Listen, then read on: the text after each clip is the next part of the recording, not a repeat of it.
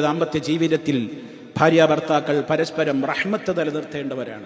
സ്നേഹവും അനുരാഗവും കാമവും മാംസനിബദ്ധമായ നിലക്കുള്ള സ്നേഹങ്ങളുമൊക്കെ കല്യാണത്തിന്റെ തുടക്ക നാളുകളിലും വർഷങ്ങളിലുമൊക്കെ നിലനിൽക്കുകയുള്ളൂ. അതൊക്കെ വറ്റി വരണ്ടു പോയാലും, സൗന്ദര്യം നശിച്ചു പോയാലും, രോഗിയായി കഴിഞ്ഞാലും, കിളവനും കിളവിയായി മാറിയാലും അവർക്കിടയിൽ നിലനിൽക്കേണ്ട ഒന്നുണ്ട്.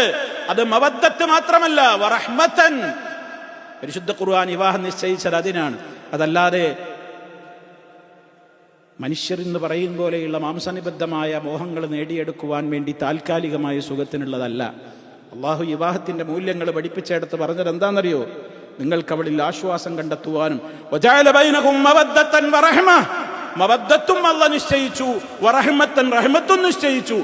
മവദ്ദത്ത് പലപ്പോഴും സൗന്ദര്യവും അനുരാഗവും പ്രേമൊക്കെ ഉള്ള കാലത്ത് നിലനിൽക്കുന്നത്, ഒക്കെ നശിച്ചാലും നിലനിൽക്കുന്നത് ഏതാണെന്നറിയോ? റഹ്മത്താണ്. അവിടെ മാംസത്തിന്റെ പളപളപ്പോ അല്ലെങ്കിൽ ആ സൗന്ദര്യം കണ്ടിട്ടൊന്നുമല്ല.